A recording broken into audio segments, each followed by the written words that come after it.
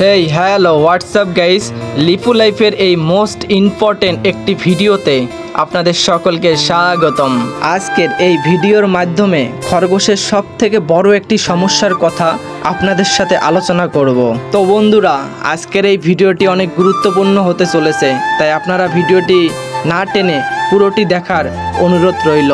আজকে আপনাদের সাথে আলোচনা করব খরগোশের কোনো জায়গায় আঘাত পেলে বা ভেঙে গেলে আপনারা কিভাবে ঘরোয়া উপায়ে তার সমাধান করবেন বা সঠিকভাবে তার ট্রিটমেন্ট নেবেন।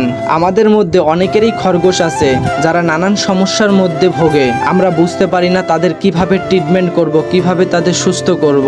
তাদের সঠিক ট্রিটমেন্ট এবং সঠিক চিকিৎসা না করার ফলে তারা অনেক সময় মারা যায়। তাই বন্ধুরা, কোনো চিন্তার কারণ নেই, লিপু লাইফ আপনাদের পাশে ছিল, আছে এবং থাকবে।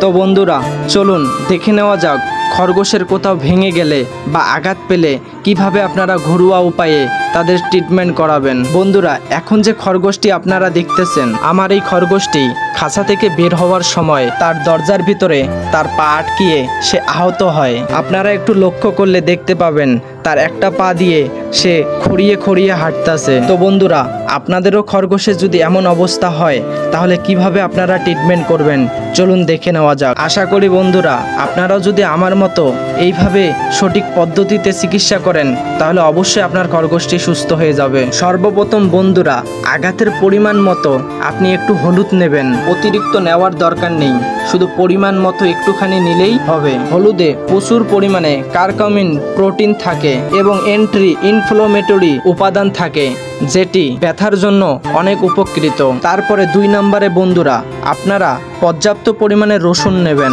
অতিরিক্ত নেওয়ার দরকার নেই, প্রয়োজন মতে 2 থেকে 3 কোয়া নিলেই যথেষ্ট।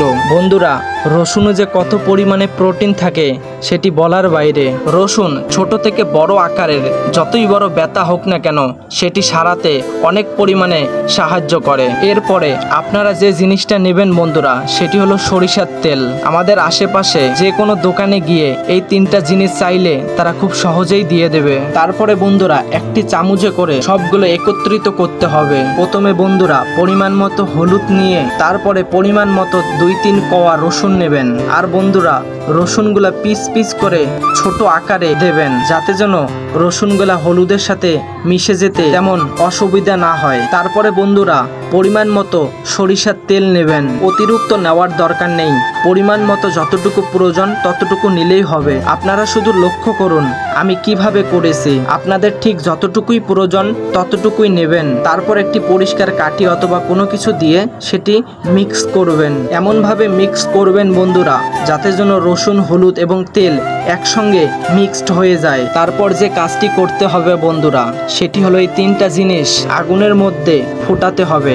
এমনভাবে ফোটাতে হবে যাতে যেন রসুন, তেল এবং হলুদটি ভালোভাবে মিক্সড হয়ে যায়। আবার বন্ধুরা, অতিরিক্ত মাত্রায় গরম করবেন না, এমনভাবে গরম করবেন যাতে যেন বেশি ঠান্ডাও না বেশি গরমও না। আপনারা যে কোনো মাধ্যমেই গরম করতে পারেন। বন্ধুরা, আমি ছোট একটি মম জ্বালিয়ে এখানে গরম করে নিতাছি, চাইলে আপনারাও এইভাবে গরম করতে পারেন। বন্ধুরা, এইভাবে যখন আমরা একটা মেডিসিন তৈরি করব তখন আপনারা লাগানোর পরে আপনারাই বুঝতে পারবেন যে কতটা উপকার। আমি লাগিয়ে উপকার পাওয়ার পরে ভাবলাম যে বিষয়টি আপনাদের সাথে শেয়ার করা অতি জরুরি। বিশ্বাস করুন বন্ধুরা, 3 দিন মাত্র লাগিয়ে দিয়েছি, আমার খরগোশ এখন আপনাদের ভালোবাসায় অনেক সুস্থ। তারপরে যে কাজটি করবেন, আপনারা আপনাদের খরগোশটিকে আলতো করে ভালোভাবে ধরবেন, 2 জন মিলে লাগানোর চেষ্টা করবেন, কারণ একাই অনেক সময় লাগানো সম্ভব হয়ে ওঠে না। বন্ধুরা, যে স্থানে খরগোশটি আঘাত পেয়েছে বা ভেঙে গিয়েছে তেলটি সেখানে আলতো করে লাগাবেন। শুধু মনে রাখবেন সে যেন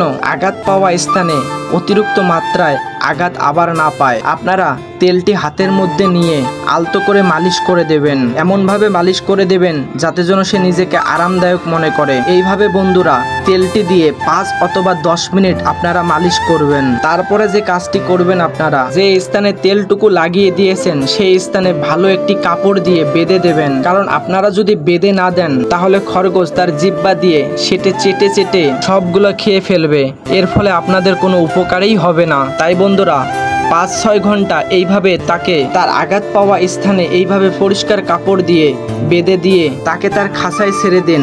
আর একটা কথা বন্ধুরা, এইভাবে করার পরে খরগোশ যাতে যেন চলাফেরা না করতে পারে সেই ব্যবস্থা করবেন। মানে বন্ধুরা, খরগোশকে খাঁচার ভিতরে বন্ধ করে রেখে দেবেন 5-6 ঘন্টা। এর ফলে খুব দ্রুত তার ব্যথাটি সেরে যাবে। এইভাবে বন্ধুরা 3 থেকে 4 দিন লাগিয়ে দেখুন, আপনার খরগোশের কোনো সমস্যাই থাকবে না। আর বন্ধুরা 5-6 ঘন্টা এইভাবে লাগানোর পরে তার পাটি অথবা আঘাতপ্রাপ্ত স্থানটি ঠান্ডা জল দিয়ে সেটি ভালোভাবে পরিষ্কার করে দিন। কারণ এটি যদি আপনারা পরিষ্কার করে না দেন তাহলে সেখানে অনেক ধরনের ইনফেকশনও হতে পারে। দেখুন বন্ধুরা, আমি কত সুন্দর করে তাকে পরিষ্কার করে দিতেছি। তো বন্ধুরা, এইভাবে যদি আপনারা করতে পারেন তাহলে আমি গ্যারান্টি দিতেছি আপনার খরগোশটি খুব দ্রুত সুস্থ হয়ে যাবে। কারণ বন্ধুরা, লিপু লাইফ কোনো আজে বাজে ভিডিও দেয় না। যা ভিডিও দেয় সেটি নিজে করে প্রমাণিত হয়ে তারপর আপনাদের মাঝে শেয়ার করে। তো বন্ধুরা, আজকে এই পর্যন্ত। যেভাবে দেখিয়েছি আপনারা ঠিক সেইভাবে পালন করবেন। আর আমাদের চ্যানেলে নতুন হয়ে থাকলে অবশ্যই চ্যানেলটি সাবস্ক্রাইব করে বেল আইকনটি বাজিয়ে রাখবেন। আপনার এবং আপনার খরগোশের সুস্থতা কামনার্থে আজকে এই পর্যন্তই। সবাই ভালো থাকবেন এবং সুস্থ থাকবেন।